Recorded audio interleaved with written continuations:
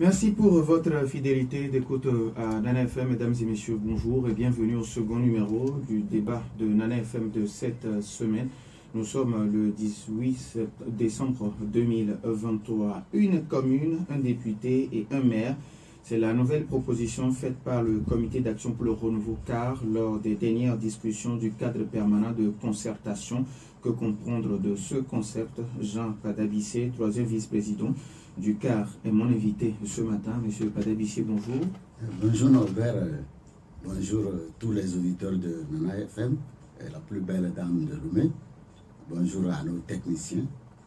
C'est un plaisir de venir partager un certain nombre de préoccupations d'actualité avec vous.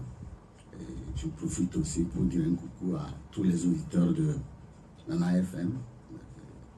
Nous allons pouvoir répondre à leurs préoccupations. Merci. Alors, les auditeurs, vous avez donc la possibilité d'intervenir dans ce débat sur nos deux numéros.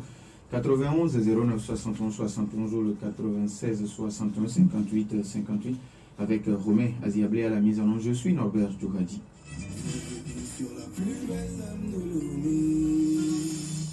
Une fois encore, merci pour votre fidélité d'écoute à Nanef. Alors, monsieur Padabissé, avant d'arriver au vif du sujet qui nous réunit ce matin, si on vous demandait de présenter un bilan de l'année 2023 sur le plan politique, bien sûr, quel devait être votre bilan au niveau du Comité d'action pour le renouveau CAR? Merci beaucoup, Norbert. Je crois que au niveau politique, il y avait une certaine morosité. Je veux dire que les acteurs politiques étaient dans un silence un peu qui faisait un danger. Mais depuis un certain temps, je crois que avec la relance du CPC, je crois que les choses commencent à se décanter. Et je crois vivement que ce CPC donnera un nouveau souffle à la politique togolaise. Ouais. Alors, pour certaines personnes, le contentieux électoral de 2020 a plongé l'opposition togolaise dans une certaine léthargie. Je ne sais pas si vous faites la même lecture de la chose. Bon, dans une certaine mesure. Sinon, je crois que bon, ça peut affecter un certain nombre de partis politiques, mais ça ne peut pas s'étendre à tous les partis politiques. Je crois que ce qui a fait plonger l'opposition dans une léthargie, il y a plus les restrictions. Les restrictions, c'est depuis 2020, avant 2020, la Covid-19 qui ne permettait pas les regroupements, ça ne permettait pas de mener des activités librement comme il le faut. Et après la Covid, vous voyez qu'il y avait le terrorisme, l'insécurité dans le Nord Togo. Donc tout ça là a fait qu'il y a eu tellement de restrictions, l'opposition ne peut pas se manifester. On ne peut pas mener des activités librement, on ne peut pas se regrouper. Bon, mais il faut dire que pendant ce temps, le pouvoir avait la possibilité de mener ses activités, puisque le pouvoir il est toujours sur le terrain, mais l'opposition était sevrée. Donc ça explique en bonne partie pourquoi l'opposition est un peu handicapée. Mais nous croyons maintenant au CAR qu'avec l'ouverture du dialogue, si l'opposition sait se prendre, tout ce qui a été mis en berne peut se réveiller, parce qu'avec ce dialogue, nous croyons que nous pouvons trouver de nouvelles pistes, de nouvelles perspectives pour l'avancée politique au Togo. Alors, quand vous parlez de si l'opposition sait se prendre, vous insinuez quoi? Je veux dire, actuellement, le dialogue est ouvert. Vous savez que nous, au CAR, notre credo, c'est le dialogue. Et donc, au cours du dialogue, il faudrait que chacun mette de l'eau dans son vin. C'est-à-dire quoi? Le dialogue doit viser l'intérêt général. Le dialogue doit viser l'intérêt du peuple togolais. Donc, si je dis si les partis politiques savent se prendre, c'est que ça veut dire que chacun doit aller là-bas avec l'idée que nous devons trouver des solutions idoines. Et pour trouver des solutions idoines, je ne vais pas aller pour exiger qu'on satisfasse toutes mes exigences. Non. J'ai un certain nombre d'exigences. L'autre en face aussi a un certain nombre d'exigences. Donc quand on y va, c'est que chacun doit céder une portion de ses exigences et gagner en revanche chez l'autre. Donc si on est dans cet esprit d'aller ne pas tout gagner, mais perdre une partie et gagner une partie, ça veut dire que nous sortirons tous gagnants. Parce que le dialogue ne signifie pas qu'on va satisfaire une partie, non. Mais que je peux perdre, mais gagner l'essentiel. Cela signifie quoi? Que si nous allons au dialogue avec l'idée que nous allons pour répondre à la demande de la population, nous allons pour satisfaire les besoins de la population, ça veut dire que nous ne regarderons que la population et nous et non nos particularités. Voilà ce que j'appelle par si l'opposition, c'est ce point. Parce qu'on peut obtenir, mais même si on n'obtient pas tout, on peut obtenir ce qui peut faire avancer le pays. Alors, certains Togolais ou bien certaines personnes vous diront que ce n'est pas la première fois que vous allez au dialogue. Est-ce que cette fois-ci, ça va changer quelque chose? Merci beaucoup, Norbert. C'est ce que je disais. Et il y a le dialogue, mais il y a aussi l'éthique du dialogue. Si on va au dialogue avec l'idée que moi j'irai pour narguer les gens, moi j'irai pour me camper sur ma position, au cas où ma position n'est pas satisfaite, je ne bouge pas d'une ligne. Si on a cette idée avant d'aller au dialogue, c'est que le dialogue a échoué d'avance. Mais si on va au dialogue, sachant que avant d'aller au dialogue, on vise un objectif, c'est l'éthique. C'est ce que j'appelle l'éthique dans le dialogue. Quel est l'objectif pour lequel je vais à ce dialogue? Est-ce que c'est pour aller exiger mes exigences seulement, exhiber mes exigences? Et au cas où, ça veut dire que j'ai déjà piégé le dialogue. Mais si je vais avec l'esprit que la population togolaise souffre, les gens ont besoin d'un assainissement mental, économique, social. Les gens ont besoin de voir de la nouveauté au Togo. Si c'est ça qui est ma visée, ça veut dire que le dialogue là, je vais prendre toutes les dispositions pour pouvoir acquérir quelque chose, même si cela me demande de faire des sacrifices. Alors, le cas était la dernière fois aux côtés de la nouvelle alliance politique baptisée Ensemble. Le comité d'action pour le renouveau est-il membre déjà de cette nouvelle alliance politique? Ah non, non, non, non. Non, c'est une action unitaire que nous avons opérée. Cela était nécessaire pour que nous exigions un certain nombre de choses. Mais non, non, nous ne sommes pas dans une alliance. Non, pour le moment, non. C'est qu'il était nécessaire de montrer aux yeux du Togo et du monde que nous ne pouvions pas, les élections ne pourraient pas plus être organisées dans le délai constitutionnel. C'était vraiment, il fallait donner cette information. Et puis ensuite, demander si l'élection n'est pas organisée. Que faisons-nous? Vous comprenez que c'est dans ce sens que nous avons demandé des assises. Fort heureusement, ces assises ont lieu. Donc je crois que le gouvernement a entendu raison et nous nous félicitons. Maintenant, ce truc n'a pas été exclusivement fait par Alliance. Il y a d'autres partis que nous avons contactés. C'est Alliance qui a adhéré tout de suite à l'idée et donc nous avons travaillé ensemble. Voilà. Alors, quand vous parlez du gouvernement qui a entendu vos cris, au CPC la dernière fois, vous avez sorti un nouveau concept, une commune, un député, un maire. Expliquez-nous un peu ce concept et ce que ça va constituer. Merci beaucoup. Nous, au CAR, on pense que le développement d'un pays doit nécessairement passer par la décentralisation.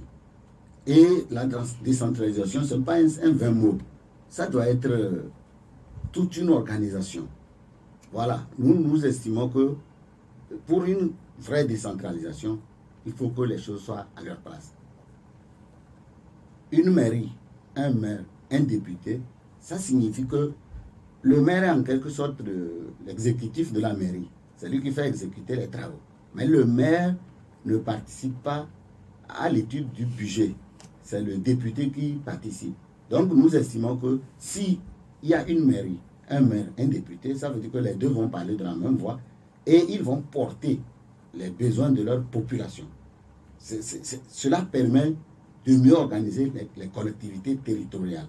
Parce que si le maire et les députés sont ensemble pour élaborer un budget, c'est ce que le député ira défendre à l'Assemblée. En principe, ce que nous faisons ici, excusez-moi de le dire, ce n'est pas tellement le rôle du député. Parce que le député va à l'Assemblée pour porter son parti, pour défendre le point de vue de son parti. Mais il n'a pas été élu par son parti, il est élu par une collectivité territoriale. Et à notre sens, c'est cette collectivité-là qu'il doit défendre. Même si nous ne sommes pas encore à ce niveau présentement au Togo, il faut un début. C'est pour ça que nous estimons que si nous prenons un maire, un député pour une mairie, cela permettra de commencer un début de la vraie gestion des collectivités territoriales. Voilà. Alors, il y a certaines communes qui sont plus grandes que d'autres. Est-ce que vous pensez que les acteurs vont accepter? Les communes plus grandes en termes de superficie ou de population. Oui, superficie et population. Voilà, c'est là où il y a problème. Mm. Il y a une mairie qui est étendue en superficie, mais moins de population. Par contre, il y a une autre mairie qui est réduite en superficie, mais étendue, je veux dire, en grand nombre. Donc, vous voyez que ça sera difficile de pouvoir bien équilibrer. C'est pour ça que pour résoudre le problème d'une façon durable, il faudrait qu'on trouve des mécanismes qui puissent être transversales, c'est-à-dire qui puissent être un peu incontournables. Si nous voulons nous baser sur la population, vous allez voir que la population peut être dense sur un petit territoire. Cela va créer le problème parce que le territoire doit être géré. Maintenant, vous prenez d'autres territoires, c'est vaste, avec un petit nombre de personnes. Mais il faut sillonner tout cette étendue pour voir les besoins réels de la population. C'est pour ça que une mairie, un maire, une commune, c'est bien déterminé, c'est bien délimité. Chaque maire sait là où il doit travailler, chaque député sait là où il doit travailler. Et je crois que c'est une opportunité à saisir si les gens, les acteurs n'acceptent pas. Bon. Alors, vous avez fait la proposition au cadre permanent de concertation. Maintenant, quelle a été la réaction des autres acteurs? Oui, la majorité nous a soutenus. Je crois que tout le monde entendra raison. Ça va aller. Parce que c'est aujourd'hui même, justement, le truc sera encore débattu. Mais je crois que la tendance va vers là. Ouais. Alors, on parlait entre-temps de l'alliance politique baptisée Ensemble. Est-ce que c'est une façon pour vous, vous avez dit que c'était juste une action spontanée, mais est-ce que c'est une façon pour vous de baliser la voie aux prochaines échéances électorales? Bon, ça, on avisera. Pour le moment, ce qui était important, c'était de trouver un mécanisme pour mieux organiser les élections. Pour organiser les élections d'une façon collégiale et inclusive. Donc, je crois que c'est un pari qui est en train d'être fait. En ce qui concerne les regroupements pour les élections, nous en avons fait beaucoup d'expériences et on a tiré beaucoup de leçons. Donc actuellement, on avisera parce que ça dépendra. On ne peut pas dire non, en politique on ne dit jamais jamais. Et on ne peut pas dire oui parce que ça dépendra de l'allure que prendront les choses. Ce qui veut dire qu'au vu de vos expériences, il serait difficile pour vous de faire aujourd'hui alliance avec d'autres formations politiques? Oui, c'est difficile, mais pas impossible. On peut le faire. C'est pourquoi je dis on le fera si cela est nécessaire, mais ce sera au cas par cas. Ouais, ouais. Alors, quand vous mettez cas par cas, vous insinuez quoi? Non, cas par cas. Par exemple, si je trouve que je peux faire une alliance avec un parti politique dans une circonscription donnée, cela peut se faire. Mais on peut ne pas l'étendre à tout le territoire. Voilà, c'est pourquoi je dis au cas par cas. Mais c'est à étudier au bureau au moment venu. Alors, maintenant, quelle est la situation qui prévaut aujourd'hui au sein même de votre formation politique? La situation? Non, il n'y a pas de problème. Au sein du CAR, il n'y a pas de problème. En fait, je comprends là où vous voulez en venir. Il y a un groupe de dissidents qui s'agitent, c'est tout à fait normal. Sauf que parfois, il ne faut pas trop tirer sur la corde. Parce que quand tu tires trop la corde, tu coupes, c'est tombe qui tombe. Vous avez appris, les gens nous ont enseigné en justice, ils ont été déboutés, et puis ils continuent. Donc, c'est ce que je dis. Cela n'empêche pas le CAR de faire ses activités. Hein. Parce que si vous allez à un match et que vous êtes gagné, ça fait mal. Mais à un moment donné, il faut sportivement supporter ça. Donc nous croyons, comme les élections arrivent, que nos amis comprendront raison et puis peut-être on va travailler ensemble. Sinon, nous, on n'a pas de problème. Le bureau actuel a toujours tendu la main à tous ceux qui n'ont pas pu être élus, parce que c'était une question de scrutin de liste. Si ta liste tombe, ça veut dire que vous tombez. Mais leurs places sont là, dans les instances. Les instances sont là, car ils peuvent toujours travailler. Personne n'interdit. Le CAR n'appartient à personne, c'est pour nous tous. Voilà. Alors, la dernière question avant de donner la possibilité à nos auditeurs sur nos deux numéros 91 09 71 71 ou le 96 71 58 58. Toby Dagban a décidé de se retirer de vos rangs. Pour certaines personnes, c'est un coup dur pour le parti. Je ne sais pas si vous confirmez. Non, je ne confirme pas. Parce que moi, avant le départ de notre feu président fondateur, il nous a toujours prononcé cette phrase: nul n'est indispensable au CAR. Il y a un esprit, l'esprit du CAR. Vous connaissez l'esprit du CAR, c'est la vérité, c'est la justice, c'est la liberté. Et puis, c'est l'esprit de dialogue. Donc, dans un tel parti, personne ne peut être indispensable. Tout le monde a son rôle à jouer. Si quelqu'un ne veut pas travailler, là, ceux qui sont là, ils doivent se battre pour baliser le terrain. Hein. Si après quelqu'un veut revenir, il est libre. Mais une seule personne quitter le parti et que le parti soit handicapé, non. 91 09 71 71 ou le 96 61 58 58. Vos questions et vos avis nous intéressent, mais après la pause.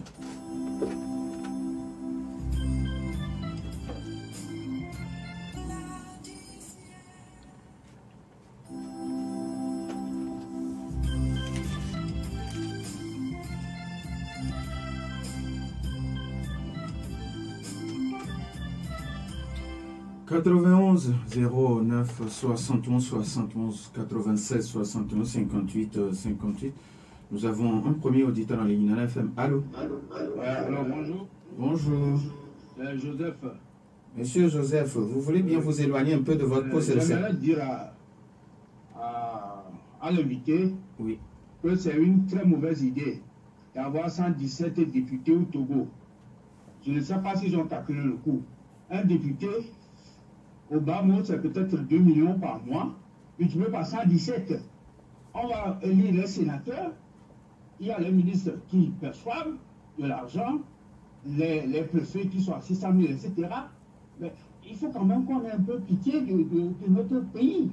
Nous ne pouvons pas avoir, je ne sais pas quelle est cette idée-là. Si c'est pour le découpage, allez, c'est vrai que ce n'est pas tellement juste notre découpage. Ça, c'est vrai. Mais allez chercher ailleurs. N'allez pas quand même 117 députés au Togo. Et puis ça, on trouve que c'est normal. De toute façon, il faut que les Togolais se réveillent et qu'ils luttent contre cette idée-là. Pacifiquement, bien sûr. Merci beaucoup à monsieur. Merci. Merci à vous aussi, monsieur Joseph. 91 09 71 71 ou le 96 61 58 58. Nana FM, allô? Oui. Allô? Pélé, bonjour. Bonjour. Oui, allez-y, on vous écoute. Je vous salue, ma femme. Donc,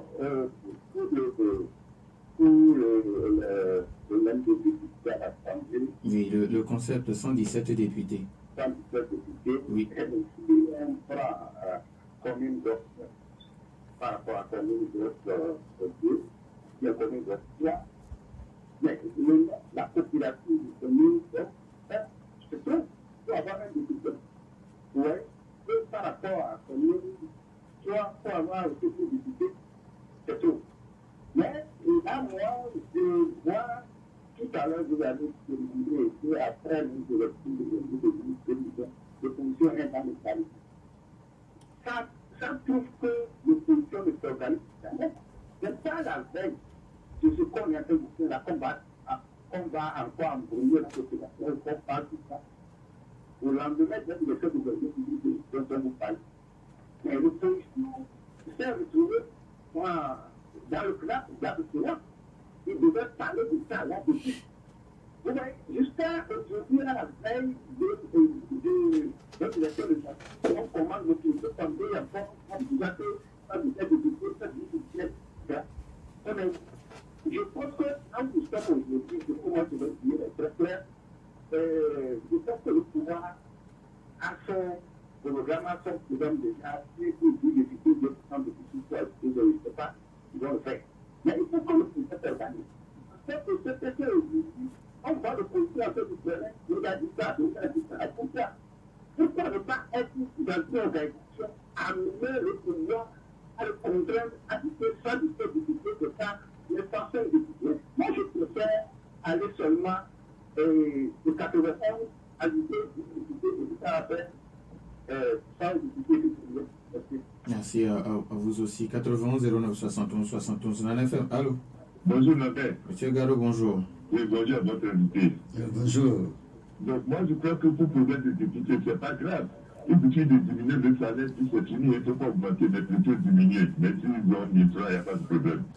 Donc, secondo, est-ce que le cas est toujours one-in-one, comme Maître Abdoubola le sait?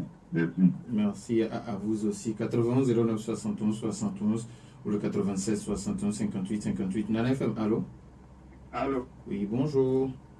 Bonjour, c'est Norbert. Monsieur Kokou, comment allez-vous? Ça va. Oui, allez-y. Je salue l'invité. Bonjour à vous.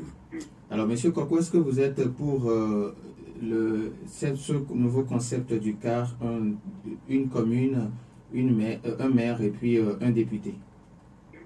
Moi, je ne suis pas pour. Bon. Je vais poser ma première question comme ceci. Oui. Dans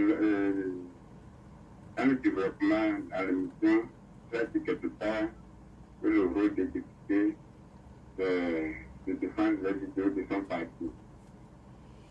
Donc, si je comprends bien, je vais demander, c'est leur proposition qu'ils font aujourd'hui qui fait qu'aujourd'hui, ils nous disent que le rôle des députés, c'est de défendre les vidéos de son parti. Et secondo, concernant leur rapport avec le groupe Alliance, là, qu'ils ont fait des démarches avec d'autres partis, eux qui l'auraient accepté, ils ont cheminé ensemble. Moi, je voudrais vous demander pourquoi, quand certains membres de ce groupe Alliance avaient fait la même démarche envers eux pour leur reconstruire et le groupe Nador, ils ont payé par leur absence. Merci. Le groupe a payé à cette rencontre par leur absence. Merci à vous, monsieur Kokou. 91 09 71 71 ou le 96 61 58. Nana FM, allô? Allô? Allô, bonjour. Oui, bonjour. Ouais, c'est Yaovi depuis Avepozo. Yaovi depuis Avepozo. Monsieur Yaovi, vous avez la parole. Je vais demander à notre invité. Oui. Il parle de ça, il parle de ça, de cette commune. Il y a une population de 8 millions d'habitants. Hein? Il parle de 117 députés. Oui. Il y a 8 millions d'habitants. Et les autres pays, il est donné à côté là-bas. À 77 communes. Hein? Et le Sénat, les directeurs régionaux déterminent quoi? C'est tout? Les directeurs régionaux Oui. sont déterminés les élus du Sénat. Et les députés sont des élus de la nation. Le Sénat, les directeurs régionaux sont des élus des subventions électorales. Et D'accord. ils nous parlent comme ça, ils n'ont bien nous expliquer cela pour que nous pouvons mieux comprendre. D'accord, merci beaucoup. 91 09 71 71 ou le 96 61 58 58. Nana FM, allô? D'accord, avant que d'autres auditeurs n'appellent, ou bien nous avons déjà un auditeur. 91 09 71 71 ou le 96 61 58 58. Allô? Bonjour, mon président. Papa Siviti, comment allez-vous? Papa, bonjour, mon directeur. Bonjour à vous, monsieur. Vous intervenez le rôle de mon président, mon directeur Norbert, mon directeur. Papa, oui, allez-y, Papa Siviti, s'il vous plaît. Vous avez posé des questions. Oui. Est-ce que nous sommes d'accord? Personne ne peut la place. Peut-être comment ils s'appellent? Les politiques. Vous savez, votre directeur Norbert, vous étiez enfant ou bien vous n'étiez pas formé. Le président a demandé. Un député, il n'était pas payé. Et il a organisé, quand il vient enseignant, Allô? on les... Allô? Là où il dormait, Allô? c'est... Allô? Papa Siviti, parce que j'ai vraiment du mal à vous recevoir. On prend le tout dernier auditeur. Nana FM, allô? Oui, allô, bonjour. Oui, Mas Dalido, comme bonjour.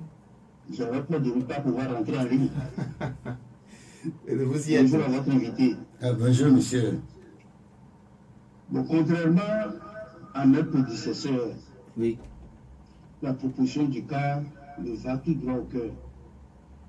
Une commune, un député, un maire, c'est l'une des meilleures solutions que moi je trouve pour que nous ayons la paix. La paix au Togo. Notre chef d'État, Fort Zenang Yassingbe, par l'entremise de son ministre des Affaires étrangères, avait dit nous sommes fatigués aux Nations Unies. Et nous avons vu son rôle dans la sous-région pour semer la paix au Mali, au Burkina, au Niger. C'est une proposition, cette proposition du cas, c'est une proposition qui doit ramener forcément la paix. Moi, c'est ce que je vois. Le nombre de députés, peu importe. S'il faut 400 députés, peu importe. C'est l'argent du Togolais. Il faut la paix pour que les Togolais puissent contribuer. Mais si jamais, je voudrais conclure par là, si jamais cette proposition du cas n'aboutit pas, alors je demanderai à notre chef d'État de revoir sa copie au niveau des pays étrangers et de s'occuper le plus du Togo. Merci. Merci, bonne journée. Merci et bonne journée à vous aussi. Je pense qu'on ne va plus prendre d'auditeur. On va donner la possibilité à notre invité de répondre aux préoccupations des uns et des autres. Alors, vous avez écouté les uns et les autres. Messieurs, Joseph, qui pense que 117 députés, c'est un coût financier énorme pour le pays. Je ne sais pas si vous avez déjà pris en compte tous ces paramètres. Oui, je remercie beaucoup l'auditeur. Et puis, je remercie ceux qui ont répondu à ma place déjà. Et ce que je voudrais ajouter, c'est que en Afrique, on dit quand il y en a pour un, il y en a pour deux. Si nous avons 91 députés, si on veut aller à 117, c'est simple, il faut seulement réajuster les choses. Les députés ne sont pas là seulement pour être budgétivores, ils sont là pour travailler. Si nous proposons 117, non, ce n'est pas 117 au fait, c'est un député par commune, c'est pour la gestion efficace, c'est pour la gestion efficace des collectivités territoriales. Jusqu'ici, vous-même voyez comment les mairies fonctionnent. Ce n'est pas assez efficace. Donc nous proposons une nouvelle manière de faire, une autre manière de gérer les collectivités. Et puis je ne vois pas de problème parce que si les gens ont accepté être élus sur le découpage de 117 communes et qu'aujourd'hui ils sont même maires, en quoi ça gêne de transformer ces mairies en législature? C'est-à-dire qu'il faut viser uniquement la réussite, le pragmatisme. Comment gérer une commune pour que cela réussisse. Il ne s'agit pas de penser tout de suite à l'argent, comme les uns et les autres l'ont dit. Les députés, ce n'est pas un salaire qui est fixe, on peut changer. Ce qui est pour 91 peut être distribué à 117. Est-ce que vous êtes sûr que ceux qui sont là aujourd'hui vont accepter qu'on diminue leur salaire? Tout est question de la décision politique. C'est le politique qui décide de comment il veut gérer ces choses. Ouais. Ils n'ont pas de choix. Accepter ou ne pas accepter n'est pas là un problème. Mais ce que moi je voudrais que les gens regardent, est-ce que cette manière d'associer à une mairie un député, un maire, est-ce que ça ne donne pas de meilleurs résultats pour la gestion? Même pour le moment, on peut dire on ne sait pas encore, mais il faut expérimenter ça pour voir. Dans d'autres pays, comme on me dit, dans certains pays même, les mairies sont plus réduites que ce que nous avons ici. Donc ça dépend de chaque réalité. Pélé qui pense qu'aujourd'hui, quand vous prenez la commune Golfe 1 et la commune Golfe 3, en termes de population, il n'y a pas match. Alors, est-ce que la commune Golfe 1 va accepter avoir un député alors qu'il y a beaucoup plus de monde que dans la commune Golfe 3? Et c'est ce que je ferai tantôt. Et dans la gestion des hommes, ce n'est pas toujours mathématique. On ne va pas dire que 1 plus 1 égale 2. Ça, c'est pour les objets. Mais pour les hommes, cela ne marche pas comme ça. La population n'est pas le seul critère pour déterminer une circonscription. Non, si on veut partir comme ça, ce n'est pas bien. Nous sommes dans une organisation sous-régionale. Je prends la CEDEAO. Vous prenez la CEDEAO, le Togo, qui est un petit pays, a la même voix que le Nigeria. S'il faut prendre en termes de population, ça veut dire que le Nigeria devait avoir plusieurs voix et que peut-être le Togo ne devait même pas en avoir. Imaginez qu'on se base uniquement sur la population, ça veut dire que certaines préfectures, même au Togo, n'auront pas droit à des députés. Et comment une préfecture bien organisée va être gérée par le député d'une autre préfecture. C'est pourquoi celui qui disait que pour amener la paix, c'est la voie indiquée, je suis d'accord avec lui. Il faudrait qu'on expérimente les nouvelles choses. On dit on veut faire la décentralisation. Le développement passe par la décentralisation. Il faut une véritable décentralisation avec le maire, le député et toutes les structures requises pour une commune. Cette expérience-là, nous devons la faire pour voir ce que ça va donner. C'est la gestion efficiente, c'est la gestion efficace des collectivités territoriales que nous devons viser. Quand on parle de l'argent, les salaires et tout, c'est une décision politique. Alors, M. Gallo qui vous demande, est-ce que le cas est toujours one is one que vous a laissé feu maître Yovi Madi Abouiba? Bon, cette question, je pense qu'il fait allusion au malentendu qui existe au sein du cas. Il faut aussi dire une réalité. Maître Abouiba était un monument et le remplacer, je crois que tout le monde aurait aimé être à sa place. Donc ça peut créer un petit problème, mais qui va se gérer par la suite. Je crois qu'avec le temps, nous allons pouvoir penser ces plaies-là et puis être ensemble. Mais pour le moment, on ne peut pas aussi être one sur one comme il le pense. Alors, Monsieur Kokou qui vous demande aujourd'hui, vous l'avez si bien dit que c'est l'alliance politique baptisée Ensemble qui a accepté vous accompagner. Mais à un moment donné, ils vous ont fait appel pour vous réconcilier au niveau du cas, mais vous avez brillé par votre absence. Non, ça ce n'est pas vrai, parce que ils nous ont appelés. Nous, on ne peut jamais refuser une invitation. Je crois qu'il y a eu un malentendu, on ne s'est pas compris sur les dates, c'est tout. Sinon, nous sommes avec eux, pourquoi ils vont nous inviter pour aller à une discussion, puis on va refuser? Nous-mêmes, on veut rencontrer nos amis, on veut discuter avec eux. C'est parfois des dribbles, hein. Bon, c'est ça aussi qui m'étonne. Parfois, les gens se comportent comme s'ils ne sont pas allés à l'école de Maître Abouiba. Si nous sommes allés à l'école de Maître Abouiba, les mensonges là ne doivent pas sortir de nos bouches. On doit être serein, on doit dire la vérité. Comment ils vont nous inviter, on va refuser? Non, ça jamais. Il vous demande également, vous l'avez si bien dit au cours de votre développement, que le rôle du député c'est de défendre les acquis de son parti, et demande est-ce que c'est par rapport à votre proposition de un député, une commune et puis un maire que vous avez tenu ces propos? Je remercie beaucoup l'auditeur parce qu'il me permet de clarifier mes idées. Je n'ai pas dit que le rôle du député c'est de défendre les acquis de son parti. Je dis par principe, le député ne devait pas défendre les acquis de son parti. Le député devait défendre les besoins de sa collectivité. C'est ça. C'est-à-dire que selon ce que Rousseau a proposé, c'est que la démocratie, c'est tout le peuple qui doit fabriquer les lois. Mais maintenant, tout le peuple ne peut pas aller siéger à l'Assemblée nationale pour fabriquer les lois. Donc la population délègue des hommes. C'est eux que nous appelons les parlementaires. Ils vont aller nous représenter. Donc ils ne vont pas aller, au lieu de nous représenter, ils vont plutôt représenter leur parti. C'est pour ça que je dis, si nous commençons une mairie, un maire, un député, c'est une manière de gérer vraiment la démocratie. Parce que là, progressivement, j'ai déjà dit que nous ne sommes pas encore là-bas, mais progressivement, on peut y arriver. Si les maires, les députés jouent vraiment leur rôle de défendre les besoins de leur territoire, ça veut dire que nous allons vers une vraie démocratie. Désormais, quand quelqu'un vient pour se faire élire député, on sait le territoire sur lequel il est élu et on sait à qui il doit rendre compte. Actuellement, le fonctionnement n'est pas aussi clair et précis. Le député, qui va lui demander les comptes, on ne sait pas.